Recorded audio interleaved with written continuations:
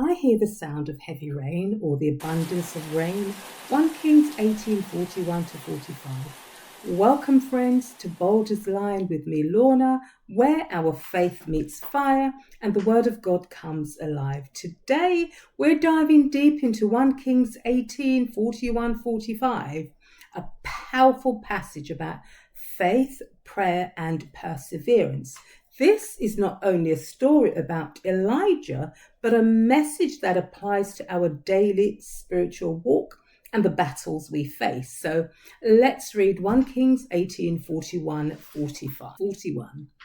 And Elijah said to Ahab, "Go eat and drink, for there is the sound of a heavy rain." So Ahab went off to eat and drink, but Elijah climbed to the top of Carmel, bent down to the ground and put his face between his knees. "Go and look towards the sea," he told his servant. And he went up and looked. "There is nothing there," he said. 7 times Elijah said, "Go back." The 7th time the servant reported, "A cloud as small as a man's hand is rising from the sea." So Elijah said, "Go and tell Ahab, hitch up your chariot and go down before the rain stops you." Meanwhile, the sky grew black with clouds. The wind rose, a heavy rain came on, and Ahab rode off to Jezreel. Amen. Verse 41. I hear the sound of heavy rain, or the abundance of rain. Let's put this passage of scripture in context, shall we? Israel had been in a severe drought for 3.5 years. This judgment came because of Israel's idolatry, which was led by King Ahab and Queen Jezebel, who introduced Baal worship into the nation. Elijah, in the meantime, had a confrontation with 450 prophets of Baal on Mount Carmel. And God had proven himself to the people by sending fire from heaven, whereas Baal, the deaf, dumb, and so-called God, could not answer the people, even while they cut themselves, shouting out for Baal, "Where are you? Come rescue us. Come or show yourself mighty to us against the God of heaven." Despite this, God was saying to his people, it's now time for their restoration back to true worship and to the one true and living God. However, restoration doesn't come without turning hearts back to God through prayer, obedience, and persistence. And rain was a sign of God's mercy, his blessing, his favor, and restoration. Look at Deuteronomy 28:12. So the spiritual insight here is that Elijah heard in the spirit that which he had not yet manifested in the natural. There wasn't a single cloud in sight. So this is a prophetic hearing, and it's a key gift for anyone walking closely with God. Elijah was tuned into God's intentions for the people of Israel. This, my friend, is faith, believing before seeing and receiving. So here's how we can apply this for ourselves today. There are times when God speaks to your spirit before that thing comes visible in our lives. So you might hear a word like success, breakthrough, or healing in your heart long before it shows up in your life. And that's why the Bible counsels us to walk by faith, not by sight. 2 Corinthians 5:7. So faith hears and faith speaks. Sometimes you'll sense your breakthrough before you see it. So following on from that, we take it to the next step and we begin to declare what God has said. Even if your situation looks dry, speak what you believe, not just what you see. Be like Elijah. Declare rain when the skies are still clear. Friends, Don't wait for things to change before you begin to speak life into it. You must speak life to cause or to bring forth your change. The Bible says life and death is in the power of the tongue. Proverbs 18:21. Verse 42 says, So Ahab went off to eat and drink, but Elijah climbed to the top of Carmel. He bent down to the ground, put his face between his knees. So while Ahab indulged in food and comfort, Elijah went higher to the mountain, the place of meeting with God. Elijah took a posture of prayer, intercession, and separation. He took the birthing posture. He bent down to the ground. He put his face between his knees, which is symbolic. Elijah then started praying with humility and focus. He is travailing in the spirit to birth rain in the natural world. The spiritual insight here is that Elijah separated himself from the noise and from the crowd, because Ahab was eating and drinking while Elijah postured himself in prayer, humbling himself before the Lord his God. Elijah is now laboring in the spirit for what God wants to release on the earth, what he wants to release in the lives of his people. So the application here for us is for us to get alone with God, spend time with God, begin our prayer journey, begin our prayer reign, begin to push through what you need to hear, push through what God tells you in your spirit.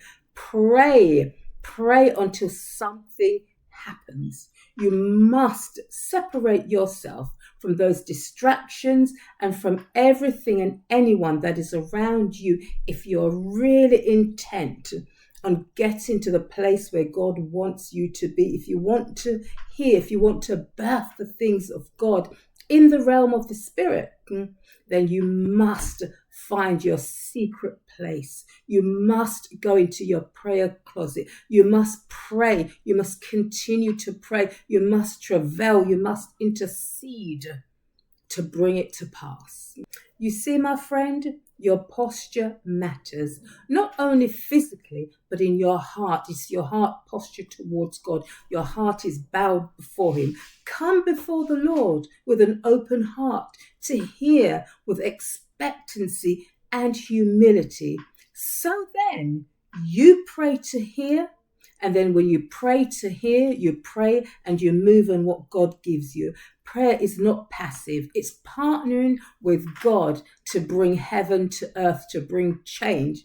This is where you must come out of your comfort zone, because it doesn't produce personal revival, but consecration does. There are times when that which God has promised you still requires you to go into a place or a posture of intercession to birth it or to bring it forth. So our spiritual key here is your prayer posture should match your spiritual expectation.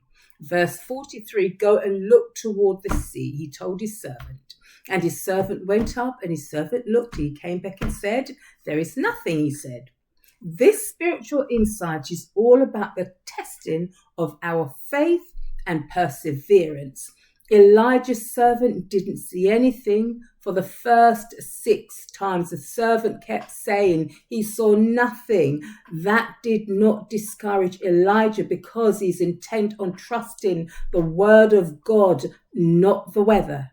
But Elijah didn't give up. He persisted. 7 times Elijah said, go back. And Elijah continues praying despite there being no visible evidence or sign. He's fully committed to prayer, to intercession, to see this thing through to the end, because he received a word from God. Saints, hold on to that word regardless, because God will bring it to pass. Your time will come. Please don't give up. Go back, pray again. So biblically, the symbolism of 7 times represents completion and perfection in the Bible. So Here's how we apply this verse. How often do we stop at the first or the second? Nothing, I've seen nothing, I hear nothing. I don't see anything, I don't hear anything. Just because you don't see the answer straight away doesn't mean that God isn't moving. Many people give up to the sixth time right before their breakthrough. Don't stop praying. Don't stop believing. Don't stop sowing. Don't stop showing up. Be aware that there is the possibility that God may be testing your perseverance, because perseverance produces character and hope. So each time the servant came back with, I see nothing, Elijah was saying with his actions, I still believe the word of God. My spirit has laid hold of that which the Lord has laid hold of me for. Sometimes the answer comes little by little. A cloud the size of a man's hand, even if it takes 7 more times, 7 more jobs, 7 more prayers, go again. The lesson we are learning today is obedience, persistence in prayer, which equals our breakthrough. Amen. Verse 44, the 7th time the servant reported, a cloud as small as a man's hand is rising from the sea. The spiritual insight here is the power of small beginnings. The answer started small. It was barely noticeable. However, Elijah recognized it as a beginning of God's promise. A cloud the size of a man's hand is small, but in the kingdom of God, that's enough. You just need faith the size of a mustard seed to speak to your mountain and tell it be removed into the sea. Remember, the Bible says we are not to despise the day of small beginnings. Elijah sees the beginning of the manifestation. His spiritual eyes are open and he discerns the work of God, and all that is needed is to act in faith. This is such a beautiful prophetic insight. It came from the sea, often a symbol of the unknown or the nations. Sometimes your blessing comes from unexpected places or sources. But I pray for you that the eyes of your understanding be enlightened now in the name of Jesus. Friends, don't miss your miracle because it starts small. That little idea, that small cell or a small opportunity, it's from God. It has power to grow because our blessings come in seed form. The word of God is seed. God often starts with small signs before he brings the full miracle. The new opportunity, the new client, the small increase in your income, or a moment of peace. It might just be your cloud. But I pray for you in the name of Jesus, you will discern your cloud when others only see fog. In Jesus' name, amen. Remember, the small cloud is not the end. It's a sign that the end of your drought is near. Verse 45, meanwhile, the sky grew black with clouds, the wind arose, a heavy rain started falling, and Ahab rode off to Jezreel. The rain came suddenly, but only after consistent and persistent prayer and faith, trusting in the word of God. Elijah didn't just predict the rain, he prayed it through, and there was a sudden manifestation. So then, what started as a small cloud turned into a storm of blessing. God moved suddenly, and Elijah was ready and expected. He didn't get caught out. That shift may seem sudden to you, but know for certain that it's a fruit of consistency in prayers that caused the shift. The fruit of consistency in prayers, my friend. Now, there is more to this because we begin to see the symbolic movement, because Ahab, the king, is now running. He got into his chariot and horses and he began his dash. Why? Because the prophetic word, the authority and the discernment of Elijah's spiritual insight caused even political leaders to move. Friends, when your breakthrough comes, it might come just faster than you expected. So be prepared to move quickly when God opens that door for you. Those who mock or doubt your fear will have to acknowledge that the rain, when it comes, has been and is falling. So keep building, keep praying, keep creating. When God says the rain is coming, it will come. But stay faithful in the waiting and working. Stay ready so you don't have to get ready. Now then, let's have a look at what our big takeaways are for us today. So, faith hears what the natural eye cannot see yet. So, you stay tuned into God's voice, not your circumstances.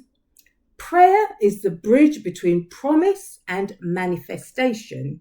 You ought not to expect a harvest where you haven't sown in prayers. Be real.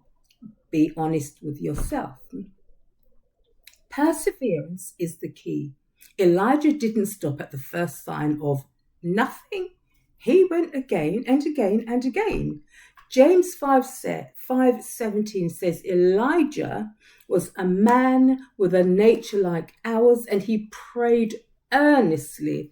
Likewise, you and I are to do the same. We're to pray, we're to continue, we're to be persistent, we're to have faith in our prayer, but posture ourselves and expect the small as a sign of the great to come. Celebrate your cloud, celebrate your small win. The little things you see God doing in your lives, it means the rain is on its way. The more, the bigger things from God is to come. God will move. When we move in faith, Elijah acted before the rain came. Sometimes you need to move on God's word, not what you see in your situation. So our final word of encouragement is, you're in a season where things feel dry. Maybe your business, your relationships, or even your spiritual life. And I want you to know for sure that God is not done with you. If He gave you a word, go to the mountain and pray. Your prayer closet, your secret place, because it then becomes your responsibility to speak what you heard. Then you look again and again, because the rain will surely come. Numbers 23:19 says, God is not a man that he should lie, nor the son of man that he should repent. Have he not said, and will he not do? Shall he not make it good and bring it to pass? His word cannot return to him void, but it must accomplish that for which he has sent it. Remember, friends, the rain is a symbol of provision, of healing, of restoration, and breakthrough. And it's coming for those who wait. It's coming for you, for those who pray, for those who believe the word of God. So let's pray. Let's pray about the rainfall from heaven. So Heavenly Father, we come before you today like Elijah, postured in prayer and intercession with expectations. Our hearts are bowed low. Our ears are tuned to the sound of your promise. Though our skies may look dry, we believe you are God who sends the rain on the just and on the unjust. Lord, thank you for reminding us that you still answer prayers. Lord, strengthen us to keep looking, to keep believing, and to keep pressing in when all we see is the nothing. Increase our faith to recognize the cloud the size of a man's hand, and to rejoice in it as the beginning of our breakthrough. Father, for every person in a dry place, Lord, we pray, whether it's spiritual dryness, barrenness, emotional lack awareness, Lord, we promise, Lord, we pray for the rain. We pray, Lord, for the healing rain, the downpouring of your rain. We pray for the provision of your rain in the name of Jesus, Lord. Lord, that you will fulfill it and bring it to pass. We pray boldly like Elijah prayed with consistency, with persistency, with power, with posture. We rebuke every spirit of doubt, every spirit of delay, and every spirit of discouragement over your people in the name of Jesus. And we say this is a season of their rain. Lord, let it rain. Let it pour down in our lives, on our homes, on our business, our family, our ministries. And when the rain comes, may we always give you the glory. Father, in the mighty name of Jesus, we have prayed with thanksgiving. And the people say, amen and amen. Now then, friends, I want you to boldly declare after me. We're going into a time of declaration of our faith and expectation. Repeat after me. I hear the sound of abundance before I see it. My spirit is tuned to God's voice, and I declare what I hear in faith. What God has promised, I will see come to pass. Even if I see nothing now, I will keep looking. I do not give up. On the 6th time, I go again and again until the cloud appears or I see a small change in my situation. I recognize small beginnings as divine signs. I will not despise the cloud the size of a man's hand. Rain is coming to every dry place in my life. Provision, purpose, and peace are on their way. I am postured in prayer and positioned for power. I know my breakthrough is being birthed in the place of persistence. Delay is not denial. I trust God's timing and I stay faithful while I wait. The drought is over in my life.